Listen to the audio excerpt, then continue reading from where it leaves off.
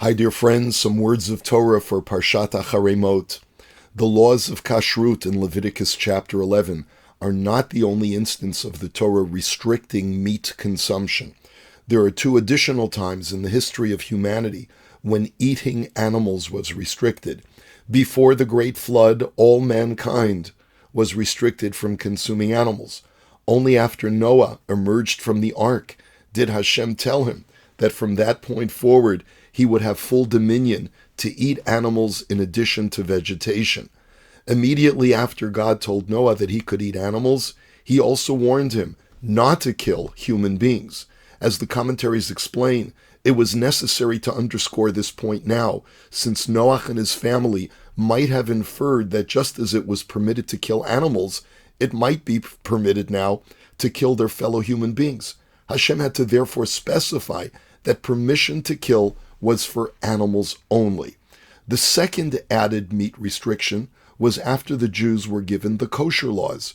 While in the desert and before entering the promised land, they were even further restricted. The Talmud, in explaining a verse from Devarim chapter 12, states that even though we are permitted to eat meat whenever we wish, originally, whenever the Jewish people wanted to eat meat in the desert, they first needed to bring a portion of the animal to the Mishkan, to the tabernacle, as a sacrifice. This is known as Besar Ta'ava, or non-sacrificial meat, which was deemed non-kosher for the Jews of the desert. According to Rashi, this is also the subject of a commandment in our Parsha, Acharei. The Torah tells us that if any Jew wishes to slaughter a cow, a sheep, or a goat in the camp, he or she must first bring it to the entrance of the tabernacle. And what if they don't? Dam yechashev la'ishahu dam shafach. That person will be considered a bloodshedder, and they will be cut off from their people. Why couldn't the Jews of the desert simply slaughter a sheep and eat it without bringing it as a korban? Since the Jews had just been plucked from an idolatrous society, and animal sacrifice was a big part of idolatrous worship, God may have wanted to make sure that an Israelite would not sneak off into a dark corner of the desert and offer sacrifices to other deities. This is certainly implicit in our text, which afterwards states that this law ensures that Bnei Yisrael will no longer make offerings to the Seirim, to the demons of the wilderness. Could there be another reason? Let's examine the way the Torah prohibits Besar Ta'ava, this non-sacrificial meat. That person will be considered a bloodshedder, a murderer. Why is the Torah so harsh on an individual who simply failed to bring a portion of the animal to the tabernacle? Rabbeinu Bechaya suggests that once God prohibited animals from being slaughtered outside the Mishkan while the Jews were still in the desert, the law reverts back to the way it was before the flood. Just as back then killing was prohibited with no distinction between humans and animals, killing an animal in a prohibited fashion places one outside the dispensation that was granted to Noah to kill animals for food. But why were the Jews of the desert precluded from that dispensation? It's altogether possible that in addition to the concern about idolatry, the Torah sought to sensitize the Jewish people to the preciousness of all life. When they were in Egypt, they saw how the Egyptians treated life with such utter disregard. Because they viewed the Jewish slaves as subhuman, they abused and killed them routinely, as witnessed by Paro's command to drown all the Jewish firstborn. According to the Midrash, Egyptian taskmasters would even take babies and use them as bricks whenever there was a shortfall in the brick quota.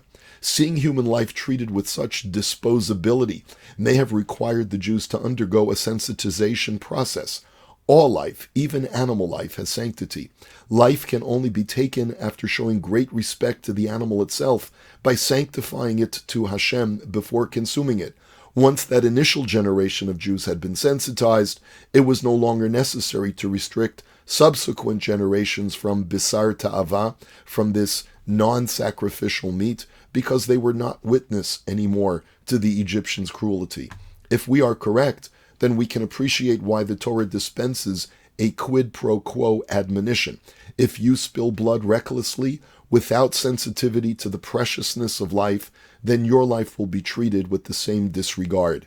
This admonition appears in other places in the Torah, including when discussing how the land of Israel cannot tolerate the wanton shedding of blood. In explaining how the Jewish leaders must eliminate murderers from society, the Torah states, "V'la'aretz lo yichupar," the land will not be atoned for the blood spilled in it, except by the blood of the spiller.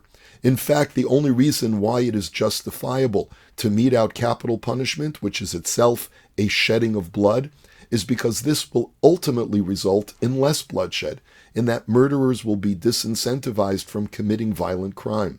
Only when man has respect for the sanctity of life can he be allowed to shed blood in a very limited way. Not consuming an animal's blood, also from our Torah portion, may be an example of those kinds of commandments that are designed to sensitize the individual to the sanctity of all life. The world is so very confused today. Young people have been brainwashed to believe the tagline that Israel is committing genocide in Gaza. Bloodshed is absolutely abhorrent to the Jewish psyche, and this was ingrained within us from the very first year when we left Egypt. Jews harbor a guilty conscience anytime blood is spilled, even during wartime, when it is done to protect our borders and bring back our hostages who are still languishing underground. The enemies of Israel have successfully exploited that guilty conscience and are reverberating that genocide tagline today on the eve of Yom HaShoah throughout the world.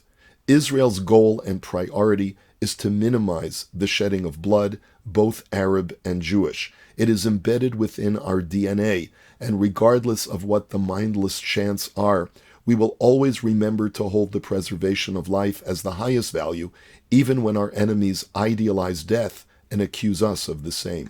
And so, dear friends, may we see the world restored to sanity, and a time when all of us are safe once again. And when no more bloodshed is seen in this world, may we see it b'mheira b'yameinu amen. Here's wishing you a beautiful Shabbat Shalom, and all the very best.